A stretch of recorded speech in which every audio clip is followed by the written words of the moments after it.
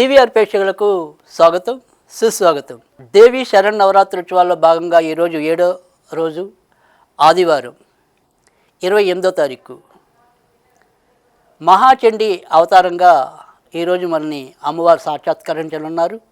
మరి ఆ మహాచండీ యొక్క విశేషాలేంటి, విశిష్టతలేంటి ఇత్యాది వివరాలన్నీ తెలుసుకునే ప్రయత్నం చేయడానికి ముందు ఒకసారి అమ్మవారిని స్తుతిద్దాం. నమస్తేస్తు మహామాయే శ్రీపీఠే సురపూజితే శంఖచక్ర గదాహస్తే మహాలక్ష్మీ నమోస్తుతే. ఏ నామమైనా, ఏ శక్తి అయినా, ఏ దేవత అయినా అన్నిటికీ ప్రతీక పరాశక్తి, పరామూలం ఆది పరాశక్తి. ఆ ఆది పరాశక్తి యొక్క అపురూపమైన అవతారమే మహాచండీ అవతారం. కలియుగంలో అత్యంత పూజనీయమైన దేవత ఎవరు అంటే కనుక అది ఖచ్చితంగా చండీ అవుతుంది. అందుకే మనకి ప్రతిసారి చాలా చోట్ల చాలామంది ముఖతః మనం వింటూనే ఉంటాం, కలౌ చండీ నాయకః అని. అంటే కలియుగంలో మనం ఎక్కువగా పూజించవలసింది చండీదేవిని, వినాయకుడిని, లేదా నాయక అంటే సుబ్రహ్మణ్యుడు. కనుక వీళ్ళు ముగ్గురిని ఎక్కువగా ఆరాధించవలసి ఉంటుందని కూడా మనం చాలాసార్లు చాలా మంది ద్వారా వింటూ ఉంటాం. అంతేకాకుండా ఏదైనా ఇటు సమాజపరంగా అయితేనేమి, మరి దేశపరంగా అయితేనేమి, ఇతరత్ర అయితేనేమి, ఏదైనా మనకి వెంటనే గుర్తుకొచ్చే సాధన, హోమం, జపం, తంత్రం ఇత్యాదివన్నీ కూడా చండీ రూపేణ లేదా వినాయకుడి రూపేణ జరుగుతూ ఉంటాయి. చండీ హోమం అని చెప్పి అత్యంత అద్భుతంగా ఏదైనా సరే అమానీయమైన పరిస్థితులు నెలకొంటున్నప్పుడు మరి ఋత్వికులకి, వివిధ సాధన మూర్తులకి, పీఠాధిపతులకి అందరికీ తొలుత గుర్తొచ్చే దైవమే చండీమాత. ఆ చండీమాతని ఆరాధించడం అనేది చాలా సుగుణమైనది. ఒక 2 ఏళ్ళ కిందట ఈ చండీ యొక్క అవతారాన్ని ఏదైతే మరి ఈ ఇంద్రకీలాద్రిపై అమ్మవారికి ఆ అవతారాన్ని ప్రవేశపెట్టినప్పుడు వాళ్ళు చెప్పిన మాట ఏంటి అంటే కనుక అక్కడున్న మరి అర్చక స్వాములు, ఈ కలియుగంలో అసురత్వం తొలగి ప్రతి ఒక్కరిలో కూడా దేవతాతత్వం పెరగాలి అంటే కనుక ఖచ్చితంగా చండీదేవి అనుగ్రహం కావాలి. ఆ రకంగా ఆలోచించి మేము ఇక నుంచి అమ్మవారిని చండీ రూపంలో కూడా ఆవిష్కరించనున్నామని చెప్పి వాళ్ళు తెలియజేశారు గతంలో. నిజమే, ఇప్పుడు దానవులు కానీ అసురులు కానీ ఎక్కడో లేరు, మన రూపాల్లోనే ప్రతిరోజు విరాజిల్లుతున్నారు. ఇవాళ రోజున మనం చూస్తూ ఉన్నాం, తల్లిని చంపేసే కొడుకులు ఉన్నారు, భార్యలు చంపేసే భర్తలు ఉన్నారు, భర్తలు చంపేసే భార్యలు ఉన్నారు, చిన్న చిన్న పిల్లలని కూడా చూడకుండా చంపేసే తల్లులు ఉన్నారు. ఎందుకింత కర్కసత్వం, ఎందుకింత దానవత్వం? ఎక్కడో లేరు కదా, వాళ్ళు కాదు కదా రాక్షసులు, వీళ్ళే కదా అసలైన రాక్షసులు. మరి ఇలాంటి రాక్షసుల యొక్క సంహారం జరగాలి అంటే కనుక ఖచ్చితంగా చండీదేవి అవతరించాల్సిందే. చండీదేవి అవతరించడం అంటే కనుక చండీ యొక్క తత్వం ఏదైతే ఉందో అది మన దేహాల్లో ప్రవేశించాలి. మన దేహాల్లో ఆవిడ కొలువై ఉండాలి అంటే కనుక మనందరం కూడా మరి చండీదేవి ఆరాధన చేయాల్సిందే. ఎందుకంటే చండీ దుర్గుణాలను సంహరించే దేవత. ఆవిడ దుర్గాదేవి యొక్క అంశ, అంశకని ఆవిడ చండీ అయింది. సరే, మనం చారిత్రక విషయాలకు వస్తే కనుక శుంభ నిశుంభులని ఇద్దరు రాక్షసులు మరి అన్ని కథల్లో లాగానే వారు సద్గుణ సంపన్నులని బాధిస్తూ, తపస్సు చేసుకునే ఋషుల్ని వేధిస్తూ, నానా అగచాట్లకి గురి చేస్తూ, ఇష్టారాజ్యం కృష్ణయ్య పాలన అన్నట్టుగా ప్రతి ఒక్కరి మీద వారి యొక్క దమన నీతిని, దమన కాండని ప్రదర్శిస్తూ వస్తూ ఉండటం అనేది ఈ రాక్షసుల ముఖంగా మనం తెలుసుకున్నది. అదేవిధంగా వీళ్ళు కూడా అందరినీ ఏడిపిస్తూ, అగచాట్లకి గురి చేస్తూ చివరికి దేవలోకంలో ఉన్న దేవేంద్రుడిని కూడా తమ గుప్పిట్ల చెంత పెట్టుకుని అందరినీ ఒక ఆట ఆడిస్తూ ఉంటారు. ఆ రకంగా చేస్తున్నప్పుడు మరి అందరూ కూడా ఆదిపరాశక్తికి మొరపెట్టుకుని వారిని అంతమొందించమని చెప్పి కోరుతారు. ఇదే నేపథ్యంలో ఇక్కడ శుంభుడు ఈ యొక్క దుర్గాదేవి యొక్క సౌందర్యాన్ని గురించి తెలుసుకుని ఎట్లాగైనా సరే ఆమెని పెళ్లి చేసుకోవాలనుకుంటాడు. అని తన యొక్క సేనాధిపతులైన చండముండలిద్దరినీ కూడా వారి చేత వర్తమానాన్ని పంపిస్తాడు.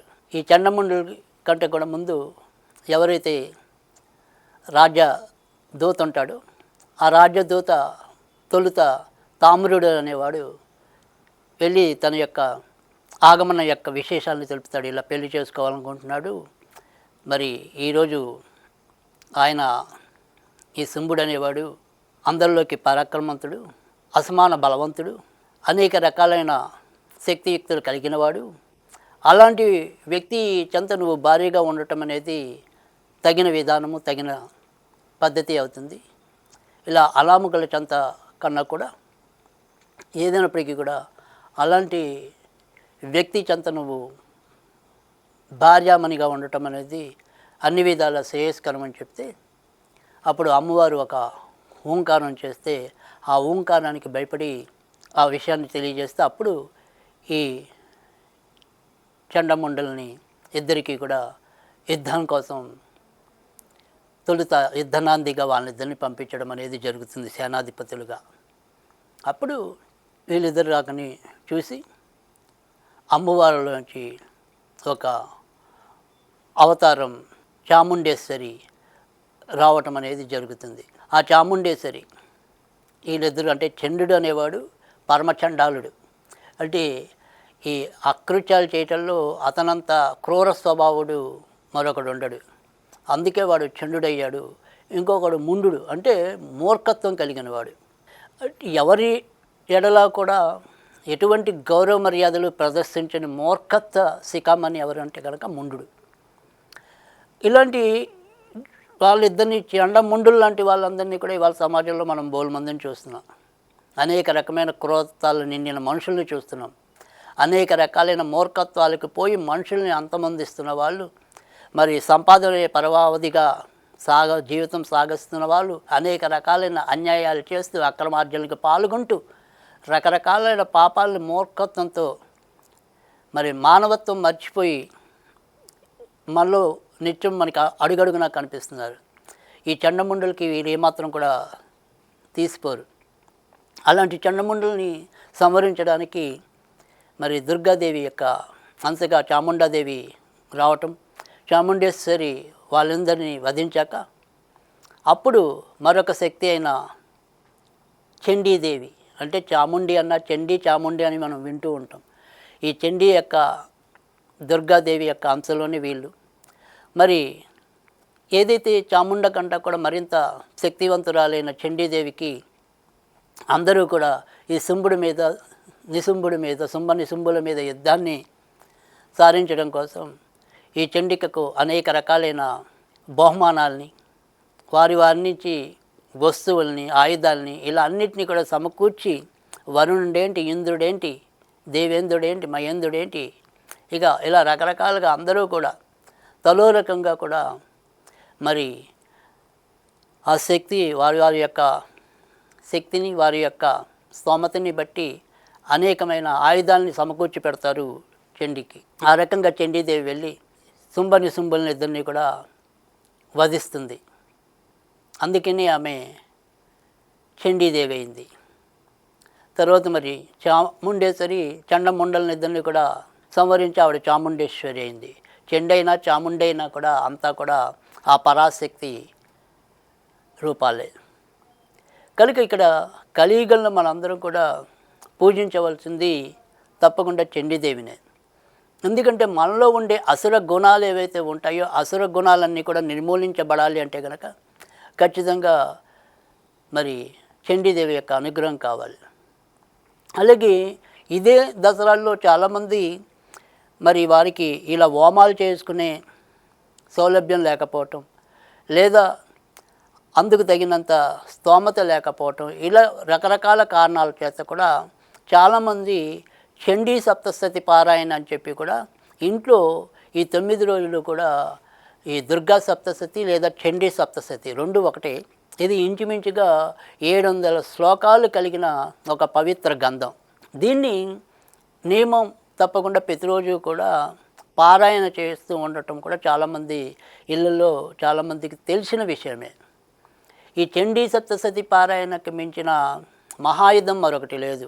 చాలామందికి ఏదైనప్పటికీ కూడా ఈ కుజదోషాలున్నా, తర్వాత రాహుకేతు దోషాలున్నా తప్పకుండా చాలామంది సూచించే జ్యోతిష్కులు కూడా మీ ఇంట్లో చండీ సప్తశతి పారాయణ చేయండి, పలా కుజగ్రహ దోష నివారణార్థం, రాహుకేతు దోష నివారణార్థం అనే ఇలా సంకల్పాలతో కూడా చండీ సప్తశతి పారాయణ చేయించే వాళ్ళు కూడా చాలామంది మనం తెలిసిందే అనుభవంలో. ఎందుకంటే ఈ యొక్క మన్యు సూక్తం ఒకటి, తర్వాత ఈ చండీ సప్తశతి పారాయణ ఒకటి, లక్ష్మీ గణపతి హోమం ఒకటి, మంత్రజపం ఒకటి, ఇవి చాలా సులభంగా మన యొక్క కామితాలు నెరవేర్చేస్తాయి. అందుకని చాలామంది ఈ చండీ సప్తశతి పారాయణ కూడా చేస్తూ ఉండటం అనేది జరుగుతుంది. అలాగే ఈ దసరాల్లో చాలామంది మహిళలు కూడా మరి భక్తి శ్రద్ధలతో అటు పురుషులైన వారి వారి పూజల విధానంలో ఈ యొక్క చండీని ఆశ్రయించడం అనేది జరుగుతూ ఉంటుంది. అలాంటి పరమోత్కృష్టమైన విశిష్టత కలిగిన దేవత చండీదేవి. తర్వాత మరి చండీదేవిని పూజించాలి అంటే కనుక ఎలా పూజించాలి అనేది కనుక చూసుకుంటే కనుక మనం ఈరోజు ఈవిడికి కూడా ఎర్రటి ఎరుపు చాలా ప్రీతికరమైన రంగు కనుక ఎర్రటి ఎరుపు రంగులో చండీదేవిని మనం ఆరాధించాలి. తర్వాత ఈవిడికి పులిహార, గారెలు, అవి కూడా అల్లం గారెలు అయితే మరింత మంచిది, నిమ్మకాయ పులిహార అయితే కనుక మరింత మంచిది. తర్వాత మరి అలాగే పూర్ణం గారెలు, ఇవి ఈవిడికి నివేదనగా చేస్తూ ఉంటాం. మందారాలు, ఈవిడికి కూడా ఏదైనా సరే ఎరుపు రంగు పూలుతో అలంకరించటం అనేది లేదా మనం పూజించటం అనేది కూడా చేయాలి.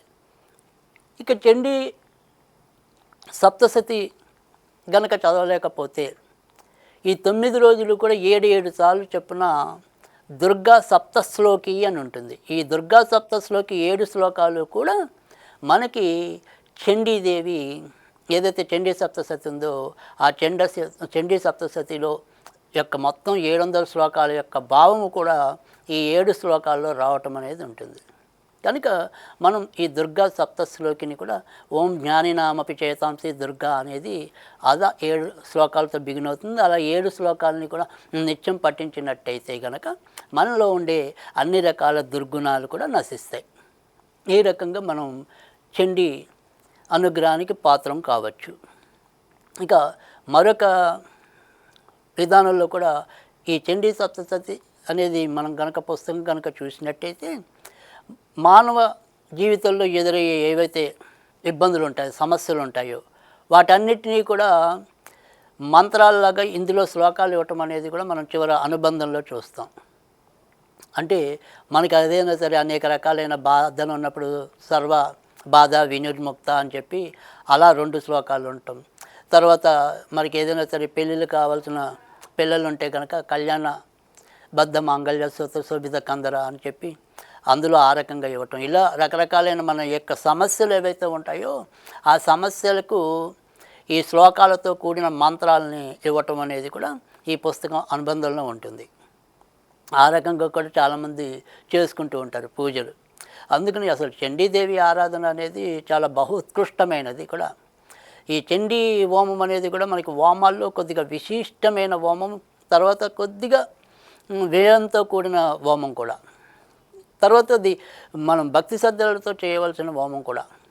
ఈ హోమం ఎవరైతే చండీ హోమం కనుక నియమంగా చాలా నిష్టగా కనుక చేసినట్టయితే కనుక ఆ యొక్క అగ్నిజాలలో అమ్మవారి రూపం కూడా సుస్పష్టంగా మనకి అగుపిస్తూ ఉంటుంది. అనేక మంది అనేక చోట్ల ఈ యజ్ఞయాగాది క్రతువులు నిర్వహిస్తున్నప్పుడు అమ్మవారి యొక్క రూపం అనేది ఆ అగ్నిజ్వాలల్లో ఒక నీడలాగా మనకి కనిపిస్తూ ఉంటుంది.